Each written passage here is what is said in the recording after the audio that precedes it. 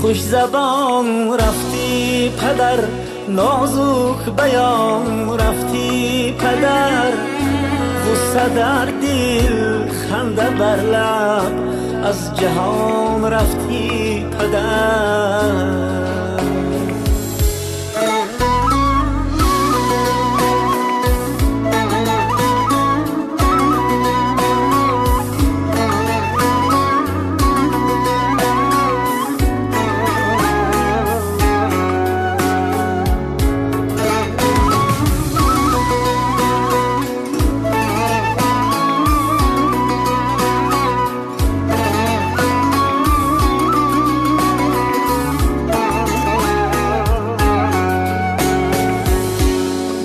تو همسایه ها را من چیسان شادان کنم، به سخن های لطیفی تو چیسان خندان کنم، مشکل بر سر فتاده به تو چون آسان کنم، دردی تو درمان نشد خود را چیسان درمان کنم. خوش زبان رفتی پدر، نازک بیان رفتی پدر، غصه در دل خنده بر لب، از جهان رفتی پدر. زبان رفتی پدر، نازک بیان رفتی پدر، غصه در دل خنده بر لب، از جهان رفتی پدر.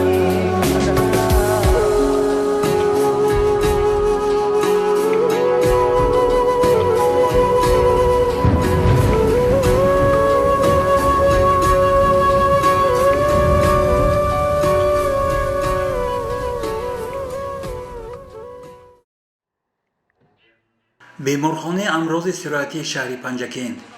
طبیبان این مؤسسه تابعه با تشکیل مراسم یادبود به خاطر سابق سردختر این درگاه حاجی پیر محمد میروف بار دیگر یاد کردند از این طبیب شناخته، انسان نیکنام و نیکسرشت که طول فعالیت پرثمر صدها بیماران را شفا بخشیده، از توسط سخن خوش و معامله نیک راه به قلب مردم یافته بود. قبل از آغاز چاره‌بینی ما اندیشه‌های چند نفر دوستان و همکاران را روی نوار آوردیم که اینجا هر کلمه و هر هجا و هر جمله یک نوع مهر بود و محبت بود و احترام نسبت شادروان پیر محمد میروف. من با پیر محمد میروف دوستی خیلی نزدیک بودم. پیر محمد میروف در حقیقت انسان حقیقی، انسان خاکسار، انسان حلیم و انسان زمینی بودند که کسب خودشان را بسیار دوست می داشتند. پیر محمد میروف اعضای بیوروی کمیته شهری پارتی بودند. در همه جماعت ها به ما مصلحت های پر قیمت می دادند. کمونیستی خاکسار بودند. وقتی که من بخشیده به روز غلبه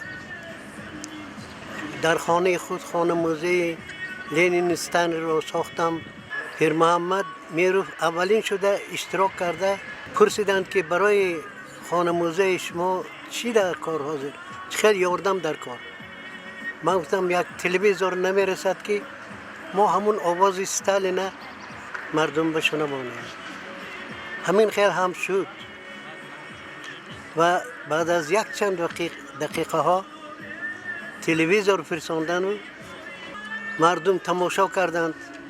برآمد روز غلبه که در آن یوسف ویساریونویچ استالین برآمد میکرد و دیکتاتور لیویتن فرمان اون کس را خوانده، آید غلبه بزرگ در جنگ بزرگ وطن را اعلان کرد. من ابراهیمова نرگس، همشیره کلی بیمارخانه بیماری های سرایتی شهر پنجکین. اون کس هم استاد بودن هم پدر بودن برای ما استادی دلسوز بودن غمخوار بودن. من یادگار و دلارام همشیره شعبه احیای بیمارخانه سرایتی می باشم. چند سالی که هم کسکتی کار کنیم یگان گپی گندهشون نفهمیدیم، فقط گپای نقص چون راهبر همچون راهبر کس ما با فقط دلسوز بودن، غمخواری میکردن. الهی روحشان شاد باشد، جاشان جنت شود. افسوس که امروز این طبیب حاذق در بر ما نیستند، اما یاد آن کس، مهر آن کس همه وقت در دل ما شاگردان زنده و جاوید میمانند. چطوری که شاعر میگوید رو نیکی کن که دهر نیکی داند، او نیکی را زی نیکوان نستاند. مال از همه ماند و از تو هم خواهد ماند، نیکی به جای مال نیکی ماند. همین نیکی های پیر محمد میرو بود که در دل خود دو کلام موا گرفت، جا گرفت. الهی روحتان شاد و جایتان جنت باشد. استاد عزیز، هیچ وقت و هیچ وقت شما از یاد ما فراموش نمیشوید. برای من خواهان آنم که انسان ها همه وقت در وقت زندگی بودن یکدیگر یک درو قدر نمایند. خیلی که شاعری شیرین کلام لایق گفته است: یک روز من زی بزم شما دور می شوم، در یادمان و خوابها منظور می شوم. گر فخر و نازی من به شما قیمتی نداشت، من فخر و نازی خلوت یک گور می شوم.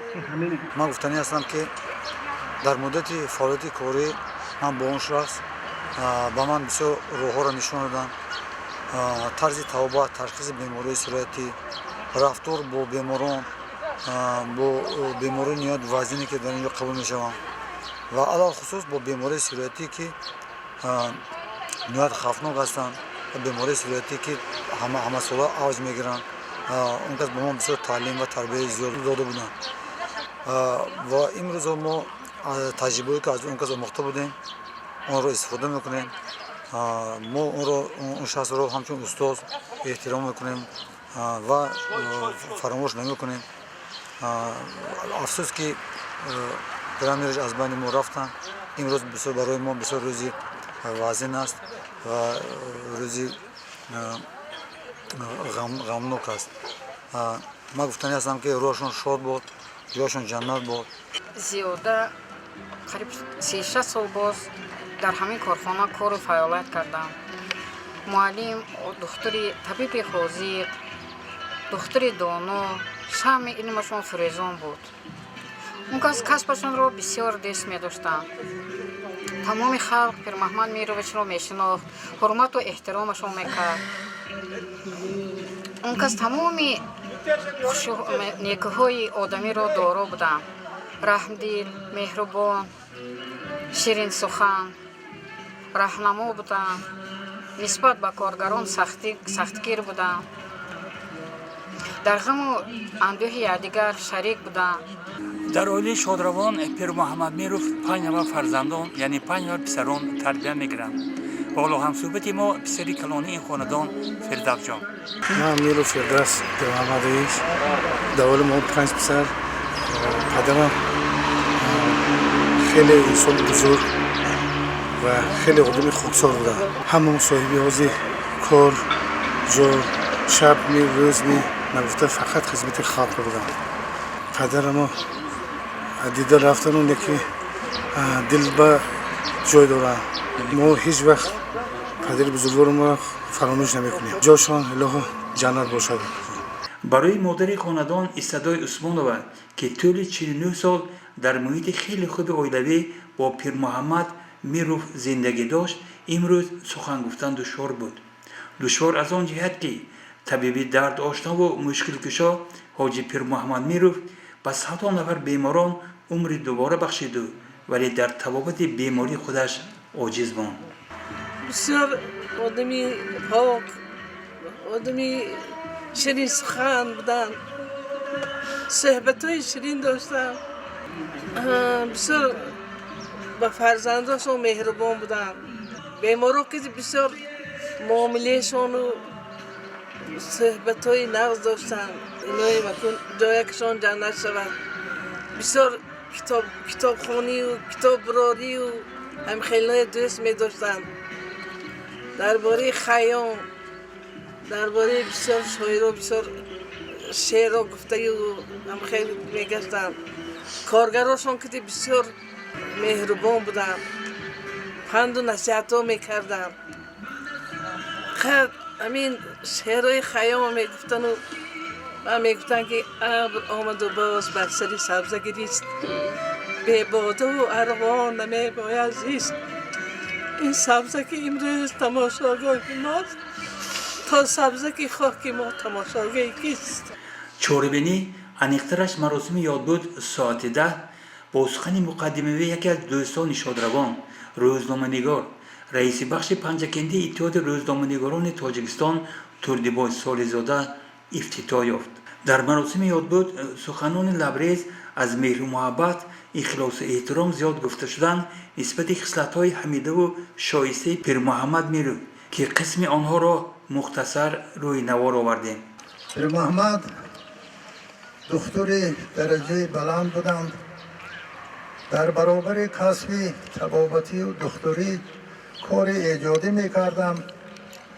بعضی مقاله های این کس در مجله های تیبی روسیه، مسکو به تب رسیده است و از آن عالمان اروپایی استفاده کرده در کتابهایشان مقاله های این کس داخل کردند.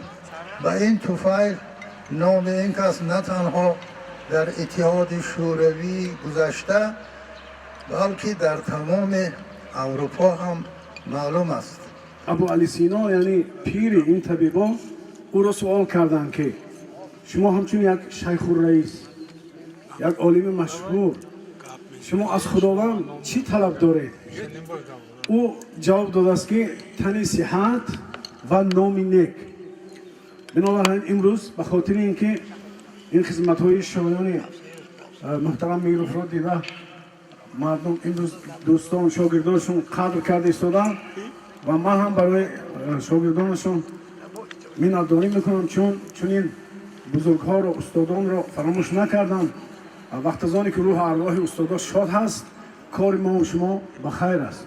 پیر محمد من از سال 1972 میدونم وقتی که دانشکده طبی ختم کردم اومدن. این که از دانشکده طبی ختم کردم اومدن من خدمت حربی در گاسپل سینکلاس ختم کردم اومدن. ما برای من در بیمارخانه کلخاشون این کس در شعبه مسئله های انفکسیونی کار سر کردم تحت راهبری خدا رحمتی حسین فرا سیدویچ. از اون سال میدونم این کس کارهای جمعیتی به بسیار آدمی چالاک بودن. تمام کارهای جمعیتی که در بیمارخانه میشد همش اشتراک میکردن. یک بزرگوار گفته است که گر سخن نبود چراغ مجلس یادآوری، بعد خاموشی ز خاطرها فراموشیم. فراموش نشدن یادآوری برقرار میکند. من اولا به برادرایی که همین جمع آمد همینجا تشکیل کردیم، برادرایی که در همین بیمارستان سرایتی کار میکنم تشکر میگویم. بسیار یک تشبوسی خوب، بسیار یک کاری خوب. دیگرش هم میگه پیر محمد، درباره پیر محمد خیلی گپ زدن، بسیار گپ زدن ممکن برای اینکه پیر محمد همچون شخصیت همتا نداشتن. پیر محمد یک شخصی بودن که همه با مردم فرهنگی بودن، با مردم ارکان دین قطعی کوشش میکردن که دلیابی کنن. یک متخصصی خیلی بهترین بودن، از همه عجایبترین و از همه بهترین همیشه که یک انسانی دلسوزی بسیار غمخوار بودن. یعنی که خلاصه گم همین میگویم که مرد نکونام نمیرد هرگز، مرده آن است که نامش به نکویی نبرم. نام این مرد همه وقت به نکویی میبرن، همه وقت در دل و در زیاده ما، در نشست ما، در بینش ما همه وقت عیان هستند. ما باوری کامل داریم که شاگردان اون کس این پند و نصیحتایی که اون کس دادم، اون راهبریتی که اون کس کردم آن نشان دهنده که آنکس درجه بلند به این ساحه را برداشتند از این چیزا یعنی که از این چیزا بهره‌مند شده ساحه‌ای که آنکس پیش می‌بردند این ساحه را باز هم پرزورتر می‌روند و خلق صافدلانه و یعنی که با وجدان پاک خدمت خود را می‌رسانند. روز یاد بود بسیار نبینید یک روز آفتابی است. خودی که همان پیر محمد میرویچ همه وقت آدم را میدیدن خیلی که اینجا گفتند استاد یک تبسم بود. هوای هم همین روز به همین خاطری روح ارواح هم کس هوا هم گرم شد تبسم کرد و یک بار دیگر میخوام که جایشان جنت باشد و یاد اون کس در دل و دیده های ما از درگاه خدا میخواهیم که هم وقت جایشان جنت باشد رویشان شاد باشد. ما شاگردان وارثان کاریم که دوام میتیم. این معنای همجشتگان در که هم گیلاس های هم که خدا رحمت شنانده بودن من گلکرگی برای ما همیشه جا کردیم که همتون باشه. یک بار دیگه تشکر همتون و رحمت کلام برای اون بود. شادروان پیر محمد میروف برابری توبت همزمان وقت افته همچون حاجی با کارهای خیر و نکو آبادکاری و سازندگی دست میزد. نواری از بایگانی اویلی میروف داریم که اونجا همین فکر را تقویت میبخشد. دوامی 2 سال آخر در 6 دهه ناحیه عینی بنگاه‌های نوی طبی مجهز با لوازمات طبی ساخته به استفاده داده شدند. 2 بنگاه طبی در دوردستترین دهات ناحیه در وادی یعناب دهه مرزار و دهه کم ساخته شده است. چند وقتی پیش رو اگر ما با اینوبا گیریم اگر فقط یک 5-10 نفر عدد در خانه‌های سلامتی و بنگاه‌های طبی موجود بود. این زمان در ناحیه 8 بیمارخانه منطقه‌ای و 22 عدد خانه‌های سلامتی و 27 عدد مرکز بنگاه‌های طبی فعالیت میکنند که میکنه پر احتیاجات مردم ما رو برآورده شده است. امروز باشد در دهه پای مزار با اقدام یک نفر ساکن سخاوتمند و خیرخواه بنگاه طبی و کتابخانه با تمام شرایط معاصر موردی بهره برداری قرار داده شد که بنگاه طبی برای سالمی اهالی خدمت رسانی طبی مساعدت مینماید. بنا در میدان 300 متر مربع جایگیر بوده از 4 حجره کاری، حجره معاینه، حجره تولد، داروگذرانی و دیگر انشاءات یاری رسان عبارت است. در بنگاه طبی که با دستگیری مقامات محلی و اقدام ساکن دهه پای مزار ناحیه عینی پیر محمد میروف ساخته شده است، 3 نفر متخصصان ساحه طب برای خدمت رسانی به اهالی با جای کار تامین گردیدند.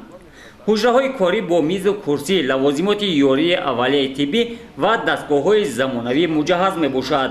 این بنا با طرح نو زمانوی از جانب عائله میروف ها با خرج 190,000 سومانی بنیاد گردیده است. زیاده از 50 سال در ساحه طب کار میکنم و با فرزندانم نصیحت کردیم که در همون زادگاه من که یکی از دهه های بلندترین ناحیه عینی می باشد در همونجا یک بنگاه طبی و یک کتابخانه حاضر زمان ساخته به استفاده به همین خلق دهیم. چون که پیشوای ملت محترم امام علی رحمان دائم در برنامه‌های خود تاکید میکنن که باید ما برای خلق همه وقت یاردم خود را رسانیم. چون که اساساً مکتب ها ساخته دهیم و بنگاه‌های طبی. در روزی به استفاده دهی انشاءات رهبریت ناحیه و ساکنان از توجه و غمخواری‌های بی‌نظیر اساسگزار صلح و وحدت ملی پیشوای ملت پرزیدنت جمهوری تاجیکستان محترم امام علی رحمان اظهار خوشنودی نموده بنیاد بنگاه نو را از جانب همدیهه‌شان در بهداشت سالمی جامعه تحفه ارزنده در سال رشد سیاحی و هنرهای مردمی ارزیابی نمودند. زیرا دهه پای مزار میان کوههای سربفلک جایگیر است و از مرکز ناحیه در مسافه 21 کیلومتر واقع می باشد. طبیعت زیبا، چشمه های زلال و دریاچه کوهی دقت هر بیننده را به خود جلب می نماید. همین است که هر سال در فصل تابستان صدها نفر سیاحان داخل و خارج کشور به تماشای این موضع می آیند. از این رو ساختمان بنگاه طبی ضرور شماریده شد. من بعد در برابر ساکنان سیاحان نیز از خدمت رسانی طبی می توانند در حالت لازمه بهره مند شوند. پیش اینها بیماران تو به مرکز رایون رفته تبابت گرفتن را خیلی با مشکلی ها دچار میشدن. برای آنکه اینجا هم یکی از زیباترین قشلاق های بلندکوه می باشد، بسیار سیاح ها هم در اینجا می بیایند و اینجا تماشا میکنند. البته با آنها هم اگر یگان یاری طبی لازم باشد که رساندنش هم ممکن است. در ناحیه عینی یک کتابخانه مرکزی، یک کتابخانه بچگانه و 36 فیلیال کتابخانه ها در مرکز جماعت و دهات موجود است که در آنها بیش از 80,000 مجموعه کتاب ها موجود می باشد. برای بلند برداشتن معنویات اهالی در نزد بنگاه طبی دهه پایمزار حجره الهیده برای نگهداشت اثرهای شاعران و نویسندگان با مخزن 2800 کتاب تشکیل کرده شده است. کتاب‌ها نیز از طرف پیر محمد میروف دسترس گردیده منبع با پیدا شدن امکانیت باز این مخزن غنی گردانیده می شود. در زادگاه خود کتابخانه گشادن، چندین کتاب را اینجا آوردن و برای خلق خود، برای نسل‌های آینده این دیار پیشنهاد کردن کار جوانمردی است. یادآور می‌شویم که سالی روان در مرکز دهه زیرآباد جماعت دهاتی در نیز با اقدام مقامات اجرایی حکومت دولتی ناحیه کتابخانه خوشتر و زمانوی ساخته به استفاده داده شد. در نظر است که در دایره آمادگی‌ها به جشن 30 سالگی استقلالیت دولتی جمهوری تاجیکستان یک قطار چنین انشاءات ضروری مرکزهای کار و خدمت‌رسانی در جماعت و شهرک ناحیه بنیاد به استفاده داده شود. سخن خوش، معامله نیک، گفتار و رفتار و پندار نیک همیشه همراه و همقدم پیر محمد میرو بود. و حالا لحظه توجه نمایید تماشابینان عزیز که پیر محمد میرو در همه وقت، در همه لحظه سخنی میگفت ارزنده، شایسته، شاعرانه و لبریز از مهر و محبت نسبت آدمان. من برای خلق خود پیش از همه عمری دراز، سلامتی و پیروزی‌های تمنا دارم. برای حیات، برای هر یک انسان پیش از همه البته این سلامتی لازم است. برای سلامتی من خواهان آنم که همه سلامت باشند، لیکن برای سلامتی این طبیبانم لازم است. برای آنکه همین بیماران دائما وقت باشند، تیز صحت سلامت باشند، باید که طبیبان و آنها معامله نقص کنند و رفتار نقص کنند. پیش از همه و همین راهبریت بیمارخانه مرکزی شخصا به شما همین رافیقان و راهبریت اتفاق کذبی ناحیه طب ناحیه یکی از شاگردان نزدیک با سواد و مدنیت من یونس سلیم جان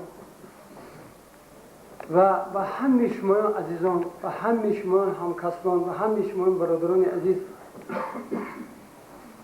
این نداری خود را بیان نموده گفتین هستم که همه وقت زندگانایتون خرم و خوشبخت باشد. الها عمرتون همه وقت با شادی با توی تماشا گذرد و آن آرزوی و آن نقشه هایی که در دلتون دارید الها پروردگار جامعه عمل پوشاند. و همین گفتین هستم برادرای عزیز که اون سخنایی که شما برآمد کرده گفتید و همه شما هم من سری تعظیم فرو می‌گیرم و آن سخنای شما در دل مرا از شادی لبریز کرد. باور کنید که من این خیلی بودم داشت. برای همین من همین گفتنی که الها همه شما خوشبخت باشید. وقتی که من در همین حج در خانه خدا در کعبة الله که چرخ می‌زدم، من باور کنید که در حق کارگرای طب یک حج کردم و همین دوستانی که قدم رنجیده اومدن به این مهمانان عزیزی که شما انجام میدید صدها تشکر. دوستان عزیز، اگر یکون تخصیص کرده باشم یکون گپ بلند باشم میبخشید و همتون دوستان عزیز تشکر. عمری دراز، خوشبختی، سرسبزی و خرمی آرزو کنم. همه وقت پروردگار مددگارتون بود.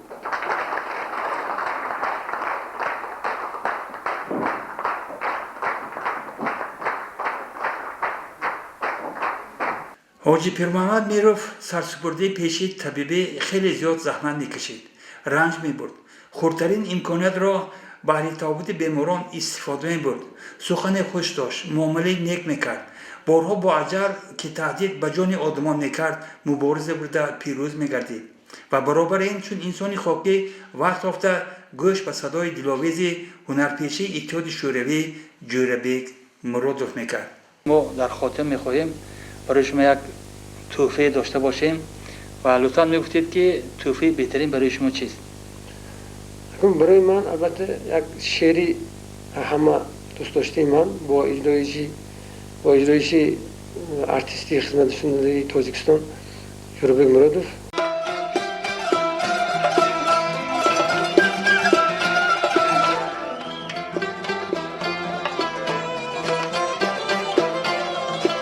زمینی سختی کوهستان دلی نرمم عطا کرده است، درشتم هر کی میخواند خطا اندر خطا کرده است. زمینی سختی کوهستان دلی نرمم عطا کرده است، درشتم هر کی میخواند خطا اندر خطا کرده است. به مثلی که یک رویم به سانی چشم حق گویم، چنین بودم چنان باشم که انسانم خدا کرده است. به مثلی که یک رویم به سانی چشم حق گویم، چنین بودم چنان باشم که انسانم خدا کرده است.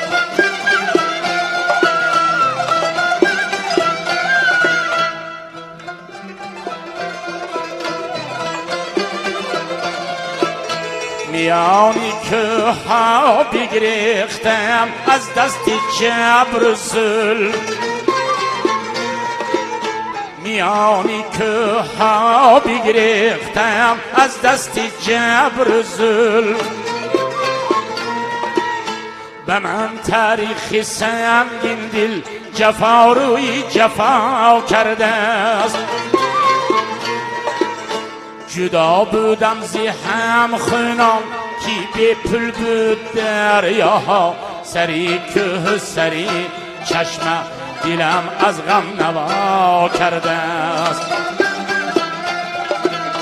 جدا بودم زی هم خونم کی به پل بود دریاها، سری که سری چشم دلم از غم نوا کرده است.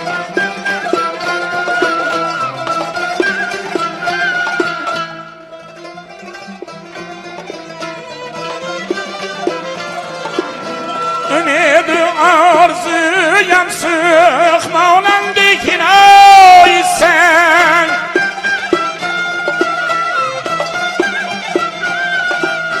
دو بیتی و ربای نالم را بی فنا کرده است.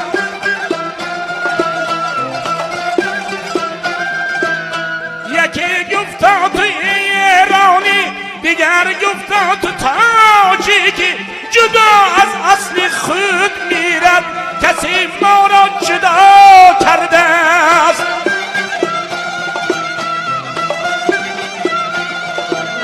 جهان یک روز میترکه از این آی پر شراری ما،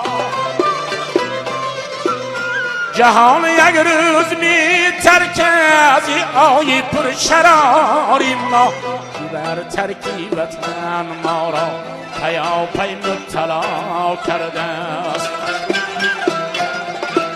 زمینی سختی کوهستان دلی نرمم عطا کرده است، درشتم هر کی میخواند خطا اندر خطا کرده است. زمینی سختی کوهستان دلی نرمم عطا